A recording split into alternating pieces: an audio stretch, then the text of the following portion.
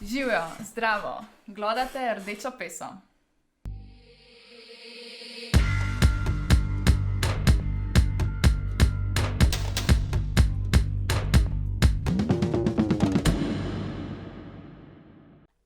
Zadnje mesece je skoraj vsak dan osrednja novica dneva preobremenjenost zdravstvenega sistema.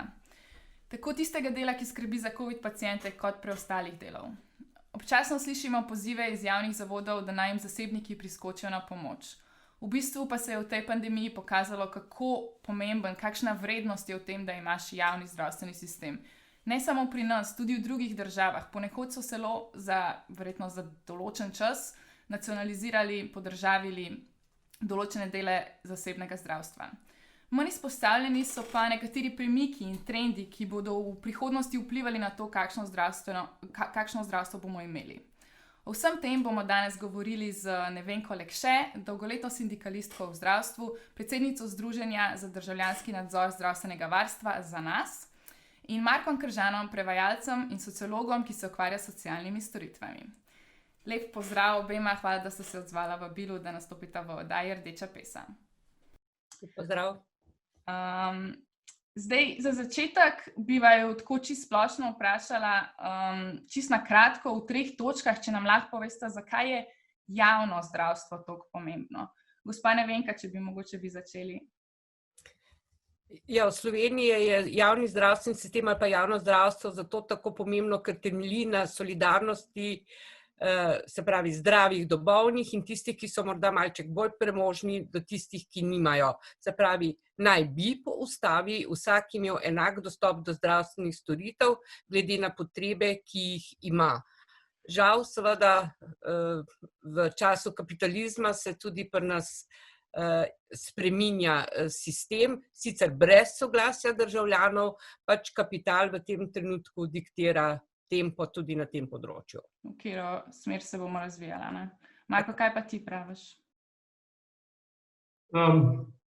Mogoče bi tako povedal, da edino dober javni zdravstveni sistem lahko zagotovi to, kot je rekla Nevenka, da nihče ne bo ostal brez zdravljenja, ki ga potrebuje, da bo zdravljenje razmeroma poceni z vidika posameznika in družbe in da bo tudi lahko uspešno, ne. Mogoče je najlažje pokazati, zakaj je javni zdravstveni sistem dober, če pokažemo to na primeru enega sistema, ki je nasprotje tega, to je recimo zdravstveni sistem v ZDA. Ne. Tam imate namesto javnih zdravstvenih zavarovanj zasebna zavarovanja, pri katerih zasebne zavarovalnice jasno iščejo čim večje dobičke. To pa pomeni, da velik del sredstev, ki jih ljudje plačujejo za zdravljenje, nikoli ne pride v zdravstveni sistem, kar je en razlog, zakaj je sistem drag. Drugi razlog je ta, da so tam tudi bolnice in osebni zdravniki v glavnem zasebni. Tako da velik del sredstev, ki pride v zdravstveni sistem, se pa ne porabi za stroške zdravljenja ali pa za investicije v opremo, ampak zato, da se pač lastnikom teh ustanov izplačuje dobiček. Ker pa je sistem potem drag, seveda marsikdo ostane brez zdravljenja ali pa njegovo zdravljenje ni primerno. Veste, da v ZDA več 10 milijonov prebivalcev sploh ni zavarovanih, imate pa še več milijonov drugih, ki sicer so zavarovani, ampak jim zavarovanje ne krije vsega potrebnega zdravljenja. Rezultat enega sistema, ki je praktično v celoti privatiziran, je potem ta, da v ZDA, ki so sicer blazno bogata država, porabijo 2-krat večji delež BDP-ja kot ena Slovenija za svoje zdravstvo. Rezultati, torej zdravstveno stanje prebivalstva, so pa veliko slabši, po raznih kazalnikih, kot recimo smrtnost novorojenčkov, pričakovana življenjska doba in tako naprej. Zato mislim, da ta kontrast pove, zakaj javni zdravstveni sistem in zakaj ne privatizacija.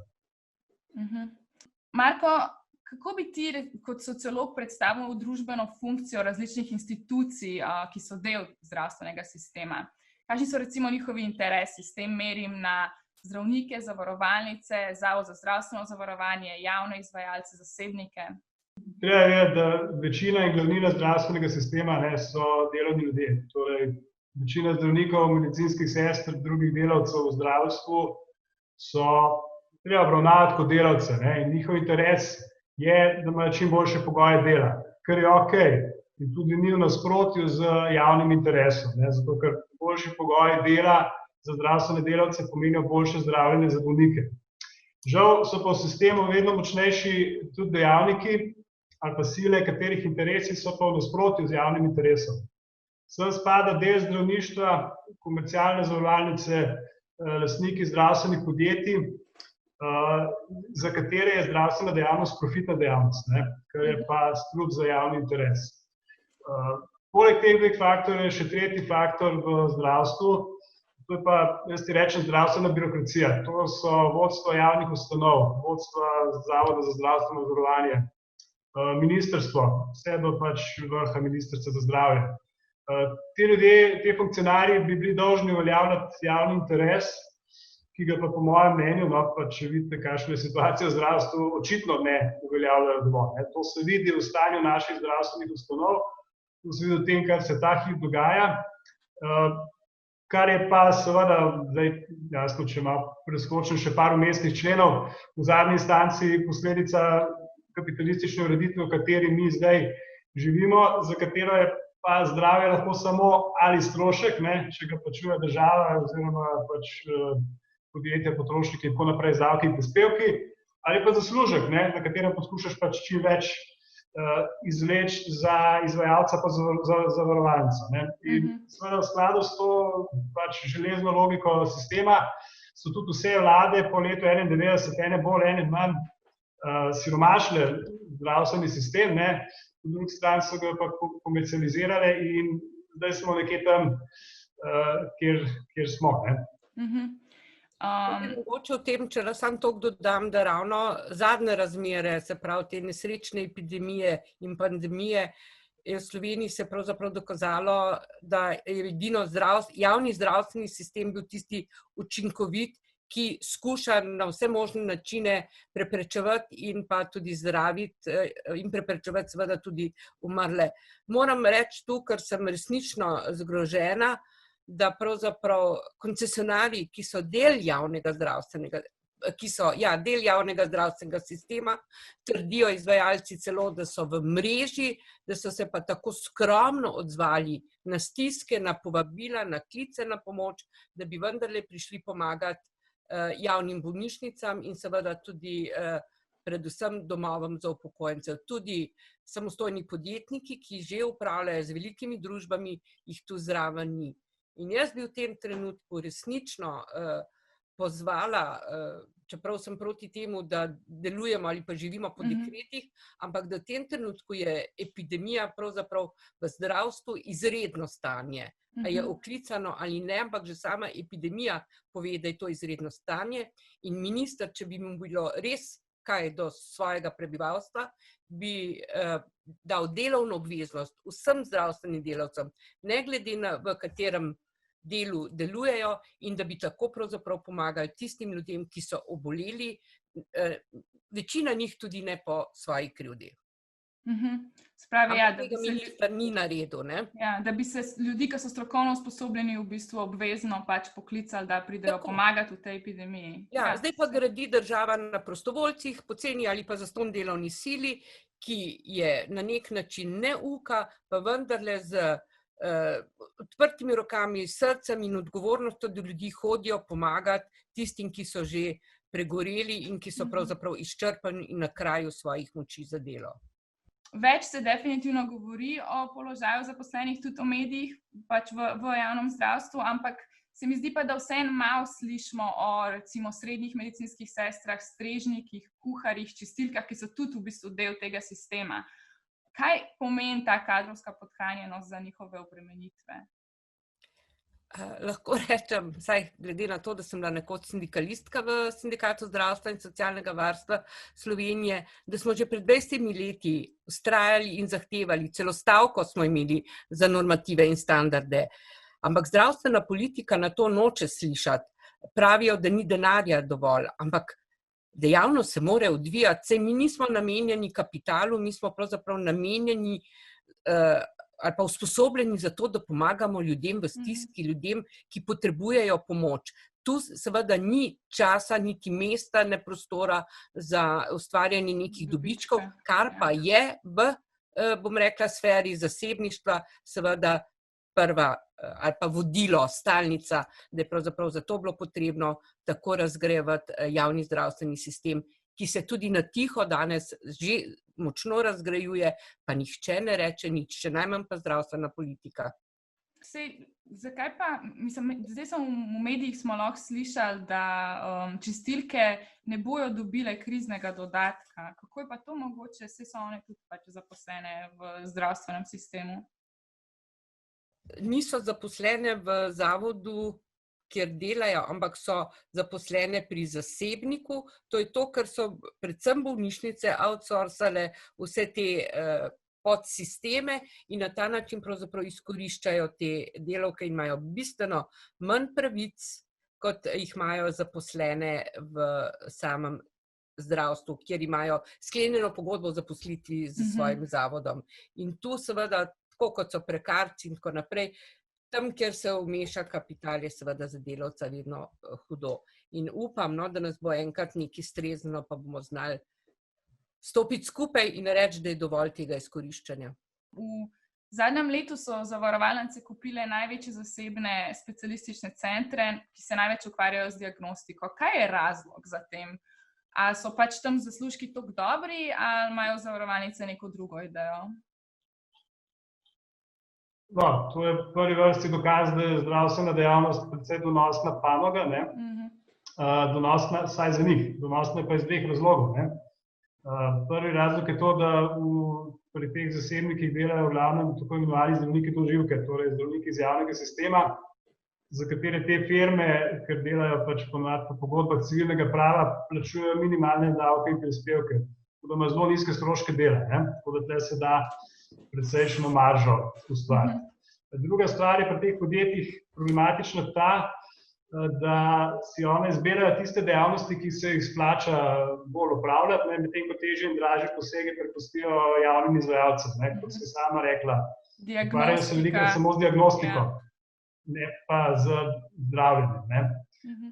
To je zaenkrat stanje, zato se jim to splača. Imajo pa po mojem še eno računico, ta je pa dolgoročna.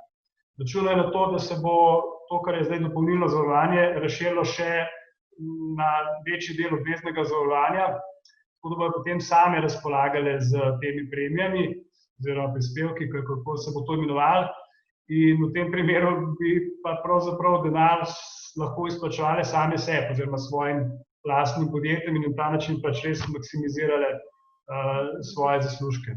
To je po mojem, mislim, to bi lahko bila neka dolgoročna, čeprav veste, tudi če ostane samo pri tem, kjer smo, ne, to donosen biznis, to je popolnoma jasno, oni ne bi vlagali denarja v nekaj, kar se ne splača. Financiranje zdravstvenega sistema poteka pri nas tako, da imamo načelo solidarnosti pri osnovnem zdravstvenem zavarovanju, dopolnilno pa pač plačujemo vsi enako, ne glede na to, koliko smo bogati, koliko smo revni. Zakaj sploh rabimo to dopolnilno zdravstveno zavarovanje? Zakaj ne bi pač to sam prenesli na Zavod za zdravstveno zavarovanje, plačevali solidarnostno glede na višino dohodka in se pač znebili te neenakosti? Ja, veliko nas je tistih, ki smo seveda za preoblikovanje dopolnilnega zdravstvenega zavarovanja, ker to je v bistvu samo zaslužek zavarovalnicam. Osnovni cilj takrat pred leta 1992, ko se je to pravzaprav uvedlo, je bilo stanje zdravstvene blagajne, ki je bila takrat v veliki stiski. In zato se je pač načrtovalo, da bi preoblikovali takratno, ki je bila participacija, da bi pravzaprav participacijo preoblikovali v te premije. Vendar se je sistem v celoti izrodil in v bistvu danes služi res zgolj in le zavarovalnicam, kar je dokaz, da pravzaprav si večina zavarovalnic želi imeti zdravstveno zavarovanje, se pravi to dopolnilno, in seveda tudi vidimo, kako pravzaprav vabijo ljudi in na nek način je za mene to tudi zavajanje. Zato bi bil moj apel tudi v tem delu, to, kar je že Marko omenil, da pravzaprav niti te zavarovalnice, ki naj bi bile lastnice teh podjetij in ki ponujajo, da če si njihov zavarovanec, da boš dobil v 2-3 dneh storitev pri specialistu, da je to pravzaprav zavajanje ljudi. Jaz bi v tej razmerah, ko je epidemija, če bi bila ministrica, začasno prekinila, dala prepoved preklicala začasno prepoved vsem zaposlenim v javnem sektorju, da delajo storitve pri zasebnikih in jih napotila oziroma zahtevala od njih, to je bilo tisto, kar sem v uvodu rekla, da delajo v svojih matičnih hišah, pa tudi, če v dopolnilnem, se pravi v nadurnem delu, pa ne jim to seveda zavodi plačajo.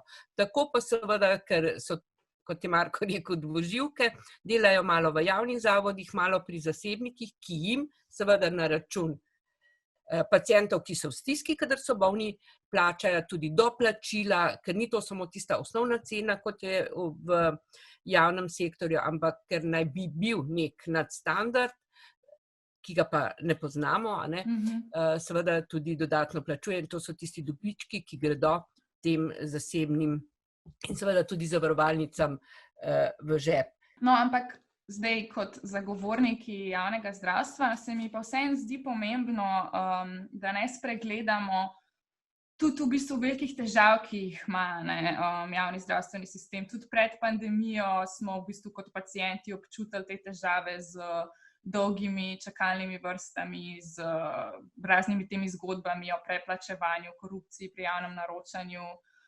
Tudi opazili smo vse višja doplačila zdravil, pa tudi v bistvu kadrovska podhranjenost se čuti, pač, ko greš, ko se probaš naročiti zdravniku. Kakšne imate tako konkretne predloge, kako bi odpravljali take probleme v zdravstvu? Mogoče Marko? Mojem, da je bistvo vsega to, da se zdravnike pripelje nazaj v javni zdravstveni sistem. Kar pomeni v bistvu po eni strani neke prepovedi, po drugi strani pa nekaj, da rečem tako, koncesij, ugodnosti za njih. Kar se tiče prepovedi, treba prepovedati to delo zdravnikov iz javnega sektorja pri zasebnikih, kar je popolnoma normalna stvar. Kaj bi nekdo rekel, če bi policijski inšpektor ob 3 popoldne odbremzal delati v eno detektivsko agencijo? To ne bi nihče dopuščal. To je ena stvar. Druga stvar, ta prepoved mogoče niti ne bi bila potrebna, če bi uvedli pravično odločitev teh popoldanskih SP-jev, preko katerih večina tega dela poteka.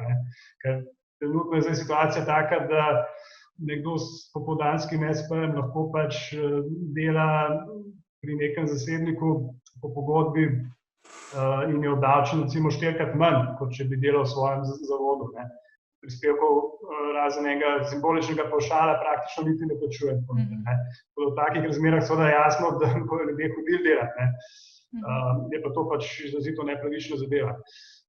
V zameno za te omejitve pa po mojem morali zdravstvenim delavcem in tudi zdravnikom znotraj njih, ne smemo pozabiti, ker je še cel kup drugih zdravstvenih delavcev, ki so v veliko slabšem položaju, pa niso tako uspešni pri uveljavljanju svojih interesov. Skratka, njim bi bilo treba ponuditi v zameno izboljšanje pogojev dela. Kaj to pomeni? Deficitarnim poklicem je treba ponuditi višje plače pa dodatke. Tam, kjer so recimo odročni kraji, je treba pomagati z državnimi stanovanji, drugimi ugodnostmi. Če je premalo vpisa na fakultete, je treba pač dati visoke štipendije in dodatno, subvencionirati recimo kakšne specializacije, ki niso priljubljene, so pa recimo pomembne. Druga stvar, ki ni zelo finančna, je pa po mojem mogoče še bolj pomembna, je razbremenitev. V tem smislu, da če zaposlimo več ljudi, bo manj nadur, bo bolj normalen in vzdržen delovni čas. Bojo ljudje raje to delali. Tako. Tretja stvar je pa modernizacija zdravstvenih ustanov. Mi vidimo, da je stanje tako, da so na splošno v slabem stanju. So kakšni dobri primeri, ampak veliko več kot slabih primerov. In to ni slabo samo za bolnike, to je slabo tudi za zdravstvene delavce.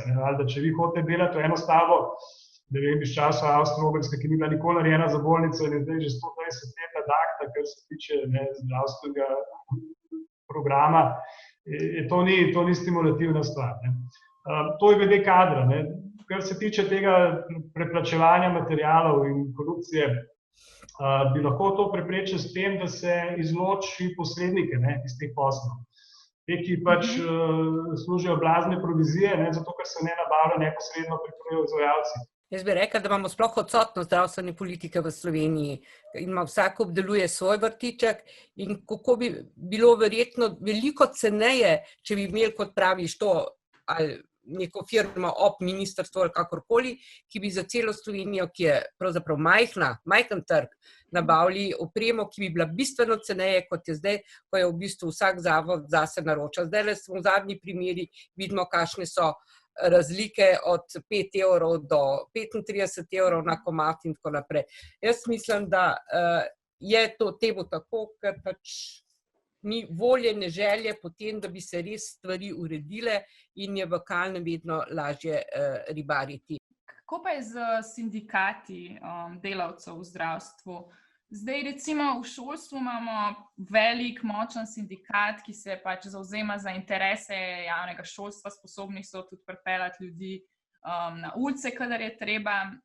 Medtem ko v zdravstvu pa imamo v bistvu ful velik enih manjših sindikatov, nekateri so zelo majhni. Zdi se, da so pogosto sebični in da se pač borijo za nek svoj vrtiček in da nekateri celo delujejo proti javnemu zdravstvu. Bi morala biti v bistvu naloga sindikatov, da delujejo za interese javnega zdravstva. Verjetno bo to tudi za Nevenko boljše vprašanje. Ampak, ne, če že mene vprašaš, imam tudi jaz svoje mnenje. Namreč, kar se mene tiče, bi morali biti sindikati povsod, ne samo v zdravstvu, ampak tudi v zdravstvu, bi morali preseči to poklicno organiziranje. Ker kadar so organizirani po poklicih, je tako, da tisti poklic z najmanj moči vedno potegne na kratko. Vemo, pač tam, ker so nižje plače, tam je ponavadi tudi več priseljenskih delavcev, tam je manj know-how za organiziranje, skratka, tam bo tudi sindikat najšibkejši. Medtem ko na drugi strani bo pa tisti, ki imajo moč, jo bojo pa izkoriščali za svoje ozke poklicne interese. Zdravništvo je v bistvu organizirano cehovsko. In cehovstvo, to ne govori samo pri spodobju, to je kot sociološka kategorija, to je v bistvu nasprotje sindikalizma. To, ker sindikat zastopa vse zaposlene. Najprej pa najšibkejše. Medtem ko ceh zastopa mojstre, nasproti z konkurenco in seveda nasproti z njihovimi vajenci, torej tistimi, ki so slabše položaje. Torej zastopa privilegiran sloj. In v primeru zdravništva in Fides je seveda to, pa ne samo, pa tudi zdravniške zbornice in tako naprej, vseh organizacij praktično, je tako, da zastopajo en del zdravništva v resnici, tisti najvišji del, privilegiran del, tistih zdravnikov, ki so hkrati, ne vem, birokrati, profesori, starejši, višji, z daljšim stažem, te, ki radi delajo privatno, in so, ne vem, zaslužkarji in tako naprej. Te, ko mlajši zdravniki, pa še posebno recimo družinske zdravnice, tiste panoge, kjer je pač manj prestiža, kako ne rečem, družbenega in kjer je ponavadi tudi več zdravnic, so pa redno zapostavljeni. Jaz bi tako rekel, težko je pričakovati, da bi neka poklicna skupina v kapitalistični družbi delovala nesebično, malo vzorno. Ampak po drugi strani je pa res težko razumeti, da nekdo, ravno zdravniki, ki so po eni strani pripravljeni na zelo velike napore, ki jih v bistvu, če mene vprašate, noben denar ne poplača, pač ali si človek za to ali nisi, stvari so take, da je težko, s kakršnikoli denarjem v bistvu ravnotežiti. Ravno te isti ljudje imajo sindikate, ki je tako pridobitno usmerjen. Vse zdravniške organizacije se obnašajo kot advokati, zavarovalnici, zdravniških podjetij, čeprav to nima nobene zveze z interesi velike večine zdravnikov. Ravno v zdravstvu, kjer smo pravzaprav v delovnem procesu odvisni drug od drugega. Eden brez drugega ne moremo, pa ne bo od visoko usposobljenega zdravnika z ne vem kakšnim znanjem do sester, pa ne nazadnje tudi do čistilke. En brez drugega ne more. To je tako povezan proces in se pravi, nekomu je bilo v interesu pravzaprav zaposlene v dejavnosti razdeliti in seveda jih pripelje do tega, da vsak, kot smo rekli, obdeluje svoj vrtiček. Sam to lahko pelje samo k slabljenju sindikatov, kar pa bo seveda kapitalu in politiki v interesu. In mislim, da tle v zdravstvu, da jim je kar precej uspelo nas razdvojiti. No, sej pol pa za konec, se mi zdi, da bi bilo mogoče dobro, da še malo pogledamo v prihodnost. Zdaj, kako vidva mislite, da bo pandemija vplivala na javno zdravstvo? Ne vem, meni se zdi, da nas je bilo dosti nekih optimistov, pa tudi prej smo že to omenjali, da se je zdaj pokazalo, kako pomembno je javno zdravstvo, tudi pač na tem primeru Amerike recimo. Ampak vseeno se tudi nekako, glede na to, kaj se dogaja v medijih, pa tako zdi, da so se v resnici v tem času zgolj bolj okrepili interesi zasebnega zdravstva in da zna to zasebno zdravstvo dobiti po krizi še več podpore. Kaj vi mislite o tem? Mislim, jaz kar težko verjamem, da je tako, ali pa po drugi strani pa niti ne. Skratka, zdaj v tem trenutku, če gledamo, pustimo zdaj Ameriko, če gledamo pač pri nas, v tem trenutku, ko se je pokazalo, prvič, kako zelo osiromašen je ta zdravstveni in tudi socialno-varstveni sistem, ki se ga drži, sta zelo povezana, in kako je v bistvu nujno nekaj narediti. Imamo neko vlado, ki bi zapravila 780 milijonov evrov zaradi nekih zares donata, medtem ko za tako zvano reformo v zdravstvu od vseh tistih silnih evropskih milijard, s katerimi se je sama tako zelo hvalila, kako jih je izpogajala, je našla za 219 milijončkov nekih investicij v zdravstvu. Skratka, v naslednjih 6-7 letih ne bo nobene večje investicije v zdravstveno infrastrukturo, razen obeh infekcijskih klinik. Tako da katastrofa. Jaz sicer od vladnih strank nisem nič drugega pričakoval, tudi od ministra Gantarja ne, ker je pač vidno bil za siromašenje zdravstva javnega in privatizacijo. Je pa sramota, da niti zdravstvena birokracija, tako imenovana stroka, ne zahteva zdaj odločno modernizacijo zdravstvenega sistema. Niti zdaj po tej katastrofi, niti zdaj se niso sposobni zavzeti za svoj sektor, v tem se vidi, da so se njihovi interesi očitno popolnoma ločili od tega, kar je nek javni interes. Tako da mislim, da bo, kaj se bo zgodilo po krizi, če bo šlo tako naprej, spontano, kot je šlo do zdaj, bo samo še slabše. Razkrajal se bo javni zdravstveni sistem, tisto, kar bo pa donosnega, bodo pohapsali razne povezane osebe z politiko in birokracijo, ki zdravstvo vodi. In to dvoživkarstvo in vse, kar je podobnega, se bo pa samo še širilo.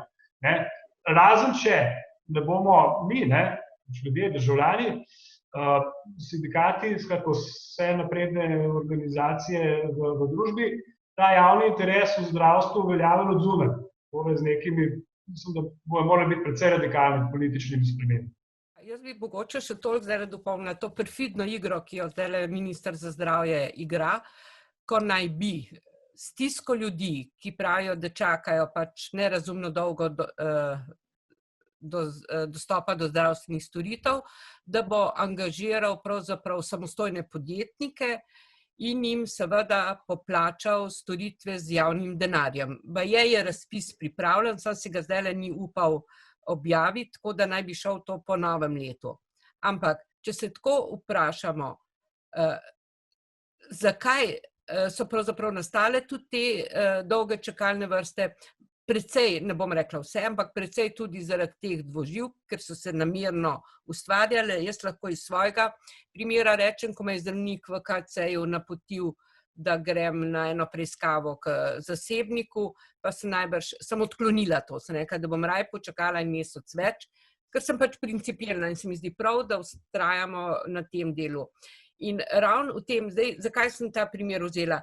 Ker če se bo to zgodilo, se pravi, imamo dejansko to, da bojo zasebniki deležni tudi kompletnega zdravstvenega denarja, vse, kar bojo pa nam še zaračunavalo, bo pa njihov profit. In to je tista nevarnost. Ljudje pa pravijo, ko se pogovarjam s tistimi, ki niso toliko v samem sistemu, ga ne poznajo toliko, pravijo, meni je vseeno, iz katerega denarja, pa kdo bo izvajal, v bistvu je, da jaz pridem do zdravstvene storitve. Seveda je pa to zelo nevarno. Mi bi pravzaprav mogli ljudem povedati, da to ni, ker tudi če bojo vstopili do tega zasebnika, bojo mu zaračunavali nadstandard tak ali drugačen in vedno boš neko doplačilo. Ampak minister Gantar na ta način razgrajuje javni zdravstveni sistem in to bo potrebno obelodaniti in ljudem povedati, zakaj gre in jim reči, naj ne bojo naivni v tem, ko jim pravijo, da bojo s tem, ko bo zasebnik izvajal te storitve, da bojo seveda na boljšem. Ja, definitivno je pa res v bistvu to tako težko, ker pač ljudje, ko so bolani, ko imajo pač neke zdravstvene težave, je pač glavno vprašanje, kdaj bom lahko na vrsti, da se bo vse sam čim hitreje izvedel in takrat ti pač ni pomembno, iz kje to pride. No. Ampak upam, da bo tudi recimo tako razlago, kako je bila danes podana v oddaji, to malo bolj razjasnjeno za naše gledalce. Tako da se obema zelo lepo zahvaljujem, da ste se odzvala našemu vabilu, tudi gotovo bo v naslednjih mesecih to spet tema, tako da se verjetno spet vidimo. To je bilo to za danes na temo javnega zdravstva. Verjetno se vidimo prihodnji četrtek. Do takrat pa jejte, pijte, glejte in glodajte Rdečo peso.